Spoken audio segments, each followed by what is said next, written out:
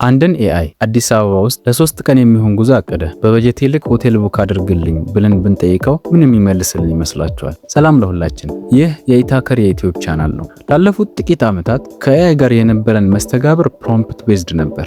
እኛ ጥያቄ እንጠይቃለን፣ እሱ መልስ ይሰጠናል። ከዚያ ውጪ በራሱ የሚያደርገው ምንም ነገር አልነበረም። ዛሬ ላይ ግን ከዚህ አልፎ በራሱ ውሳኔ ሰጥቶ ስራዎችን ወደሚያከናውንበት አቅም እየተሸጋገረ ነው። አንድን ኤጀንቲክ ኤአይ አዲስ አበባ ውስጥ ለ3 ቀን የሚሆን ጉዞ አቀደ። በበጀት ልክ ሆቴል ቡክ አድርግልኝ ብለን ብንጠይቀው መረጃዎችን ከኢንተርኔት ፈልጎ ዋጋ አወዳድሮ ከበጀታችን ጋር የሚጣጣም ቦታ አስይዞ ማረጋገጫውን ወደ ኢሜይላችን ይልክልናል። ለማነጻጸር የሆነን ዘንድ ይህንኑ ጥያቄ የጄሚናይ ኤአይ ቻትቦትን ብንጠይቀው እንዲህ አይነት መልስ ነው የሚሰጠን።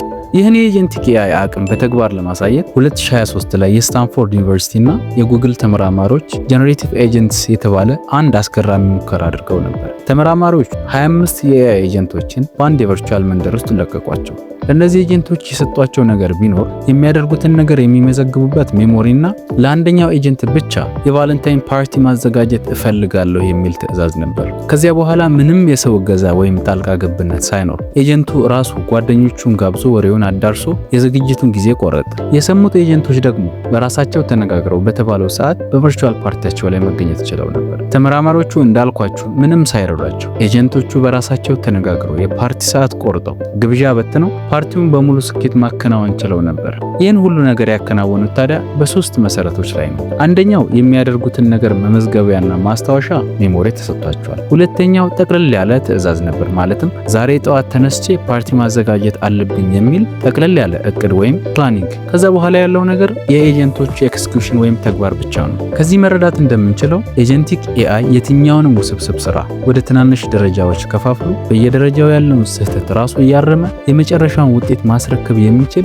የኤአይ አይነት ነው ማለት ነው። ይህን ሂደት የዘርፉ ባለሙያዎች ኤጀንቲክ ወርክ ፍሎስ ብለው ይጠሩታል። ማለትም አንድ ኤአይ ጥያቄ ከመመለስ አልፎ እንደ ማንኛውም ሰራተኛ አቅዶ የተሳሳተውን ገምግሞ አስፈላጊ ቱሎችን ተጠቅሞና ከሌሎችም ኤጀንቶች ጋር ተባብሮ ስራን ከጫፍ የሚያደርስበት አዲስ የኮምፒውቲንግ ማዕበል ነው። ልክ ስራችሁን ለሌላ ሰው ውክልና ሰጥታችሁ በእናንተ ፋንታ እንደሚያስፈጽምላችሁ አይነት ማለት ነው። እዚህ ጋር ግን አንድ ጥያቄ ይነሳል። ኤጀንቱ ራሱን ችሎ ውሳኔ የመስጠት አቅም ካለው ስህተት ቢሰራስ ማን ነው የሚቆጣጠረው የሚል። ለምሳሌ ኤጀንታችሁን በጀቴን አስተካክልልኝ ብላችሁት በስህተት አላስፈላጊ ክፍያ ቢፈጽምባችሁ ወይም ከነጭራሹ አካውንታችሁን ቢያጠፋባችሁ። እንደምታውቁት የኤአይ አንዱ ችግር ሃሉሲኔት ማድረግ ነው ወይም በሌላ አባባል ይዘባርቃል። በ2025 ብቻ 362 የኤአይ ነክ የሴኩሪቲ ኢንሲደንትስ ተመዝግበዋል። ካለፈው ዓመት 233 ክስተት ጋር ሲነጻጸር ከግማሽ በላይ ጭማሪ አሳይቷል። ይሄ ቁጥር የሚያሳየው ሴኩሪቲና ቁጥጥር የወደፊት ስጋት ብቻ ሳይሆን ዛሬ እየተከሰተ ያለ ተጨባጭ ችግር መሆኑን ነው። የኤጀንቶች ነፃነት ወይም ኦቶኖሚ ሲጨምር ተመራማሪዎች እንደሚሉት ሪከርሲቭ ጋቨርናንስ ብሎ የሚጠሩት አዲስ ፈተና ይመጣል። ማለትም ኤአይን እንዲገድቡ ያስቀመጥናቸው ህጎችን ኤአይ ራሱ ሊቀይራቸው የሚችልበት እድል አለ። ከዚህ ገደብ እንዳታልፍ ብላችሁት ወይም የኢሜል አክሰስ ሳትሰጡት በራሱ ተነስቶ ላልፈለጋችሁ ሰው መልእክት ሲልክ አስቡት። እንግዲህ ይሄ ሊሆን ከሚችለው ነገር በጣም ትንሹ ነው። የኤምአይቲ እና አንትሮፒክ ተመራማሪዎች እንደሚሉት ኤጀንቶችን ሙሉ በሙሉ ነፃ ከመልቀቅ ይልቅ የሰው ልጅ ተቆጣጣሪነት ስርዓት ወይም ሂዩማን ኢን ዘ ሉፕ ስርዓት ያስፈልጋል ይላሉ። ለዚህም አንትሮፒክ 3 ዋና መከላከያዎች ያሉትን ሞዴል አዘጋጅቷል። አንደኛው ኤጀንቱ ምን ማድረግ እንደሚችል የሚወስኑ ጥብቅ መመሪያዎችን ማዘጋጀት አለብን። ሁለተኛው ኤጀንቱ የሚያጠፋውን ሪሶርስ ወይም ሀብትና የሚወስደውን የእርምጃ ብዛት መገደብ ማለትም ሰርኪዩት ብሬከር ማዘጋጀት አለብን። ሶስተኛው እንደጠቀስነው ወሳኝ ውሳኔዎች ላይ የሰው ልጅን ፍቃድ መጠየቅ አለበት ወይም ሂዩማን ኢን ዘ ሉፕ ሲስተም መኖር አለበት ማለት ነው። ማለትም ኤጀንቱ የመሰብሰብ የመተንተንና የማቀድ ስራውን በራሱ ይሰራል። ገንዘብ መክፈል ወይም ኢሜል መላክ የመሳሰሉ ወሳኝ እርምጃዎችን ከመውሰዱ በፊት ግን የሰውን ፍቃድ እንዲጠይቅ ማድረግ ይኖርብናል። ሌላው ከዚህ ጋር ተያይዞ የሚነሳ አንድ ችግር አለ። እሱ ምንድነው? እኛ ሰዎች ስንባል ጥያቄዎች በተደጋገሙ ቁጥር የመሰልቸትና እሺ የማለት ዝንባሌ ወይም ኮንሰንት ፋቲግ አለብን። እዚህም ጋር ጥንቃቄ እንድናደርግ ይመክራሉ ባለሙያዎቹ። የሁሉ ስጋት እንዳለ ሆኖ ቴክኖሎጂው ግን ዛሬም በስፋትና በፍጥነት እያደገ ነው። ከእድገቱ ጋር ተያይዞ ኤአይ በሰው ልጆች ላይ ተጨባጭ የሆነ አዎንታዊም አሉታዊም ተጽዕኖችን እያሳደረ ይገኛል። ስታንፎርድ ኤአይ ኢንዴክስ 2026 ሪፖርት እንደሚያሳየው ኤጀንቲክ ኤአይ በተለይ በደንበኞች አገልግሎት ላይ ከ14 እስከ 15% እና በሶፍትዌር ዴቨሎፕመንት ላይ 26% የፍጥነትና የጥራት መሻሻልን አምጥቷል። ጥቅሙ ግልጽ ነው። ተደጋጋሚና አሰልቺ ስራዎችን ለኤጀንቶች በመስጠት እኛ የፈጠራ ስራ ላይ እንድናተኩር ያግዘናል።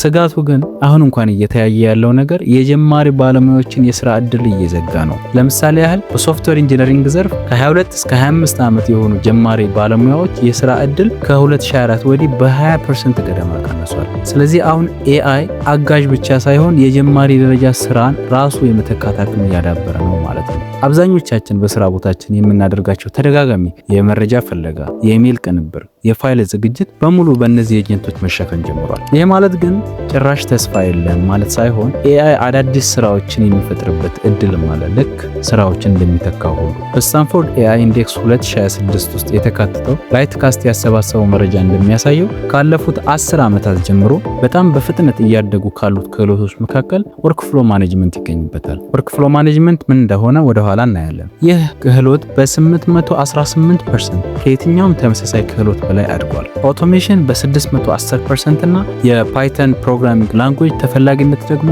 በ391% እድገት አሳይቷል። ወርክፍሎ አርኪቴክቸር ወይም ማኔጅመንት ስንል አንድን ትልቅ ስራ ራሳችን ማኑዋሊ ከመስራት ይልቅ ስራውን ወደ ትናንሽ ደረጃዎች በመክፈል የትኛው ደረጃ ለየትኛው ኤጀንት እንደሚሰጥ፣ በምን ቅደም ተከተል መስራት እንዳለባቸው እና ውጤታቸው እንዴት ተገናኝቶ የመጨረሻውን ግብ እንደሚደርስ የመንደፍ ችሎታ ማለታችን።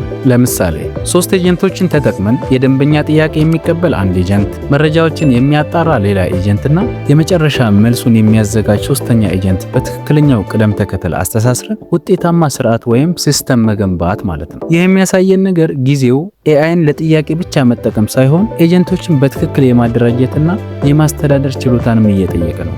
በዋናነት ወርክፍሎ አርኪቴክቸር እና ክሪቲካል ቲንኪንግ እጅግ ተፈላጊ ክህሎቶች እየሆኑ መጥተዋል። ኤጀንቶቹ በፍጥነት ስራ ቢሰሩም ውጤቱን የመፈተሽ ኃላፊነት ደግሞ አሁንም የኛ የሰው ልጆች ድርሻ ነው። ስለዚህ ኤጀንቱ ያመጣውን ውጤት ትክክለኛነትን መገምገምና መመርመር የሚያስችል ብቃት መገንባት ይኖርብናል። ልንወስዳቸው ከምንችላቸው ወሳኝ እርምጃዎች መካከል የሚከተሉትን መጥቀስ እንችላለን። አንደኛው ጠለቅ ያለ ልምድ ለሌላችሁ ሰዎች እንደ ክሪው ኤአይ ወይም ተመሳሳይ ኮድ ማድረግ የማይፈልጉ ቀላል ኤጀንቶች አሉ። እነሱ ውስጥ ገብተን መለማመድ፣ እንዴት እንደሚሰሩ ማየት። ሁለተኛው ስራዎቻችን በጥንቃቄ ኦቶሜት ማድረግ መጀመር አለብን። እንዲሁም እንደ ክሪቲካል ቲንኪንግ ያሉ ክህሎቶቻችን ላይ በደንብ መስራት ይኖርብናል ማለት። የክሪቲካል ቲንኪንግ አስፈላጊነት ኤአይ የሚሰጠን መረጃ የመጠየቅ ልክ ነው አይደለም ብሎ የማመራመርና ከጀርባ ምን እየተካሄደ ነው የሚለውን ጥያቄ እንድንጠይቅ ስለሚያግዘን ነው። ሶስተኛውና እንደ እርምጃ ልናየው የምንችለው የትኛውንም ኤአይ ስንጠቀም ገደብ ልናበጅለት ይገባል። ፐርሚሽኖችን ልንሰጠው ይገባል። እንደፈለገ እንዳይሰራ ሴቭ ያደረግነውን ነገር የመደለትና ሲስተማችንን እንዳይሰራ የማድረግ አቅም ስላለው ማለት ነው። ከነዚህ ስኪሎች በአንደኛው ላይ ቪዲዮ እንድሰራላችሁ ከፈለጋችሁ ኮመንት ላይ ያሳውቁኝ። የዛሬው ቪዲዮ ይሄንን ይመስላል። ቪዲዮን ከወደዳችሁት ላይክ፣ ቻናሉን ሰብስክራይብ በማድረግ የኢታከር ቤተሰብ ሆኑ። ሌሎችም እንዲዳረስ ሼር አድርጉት። ሰላም።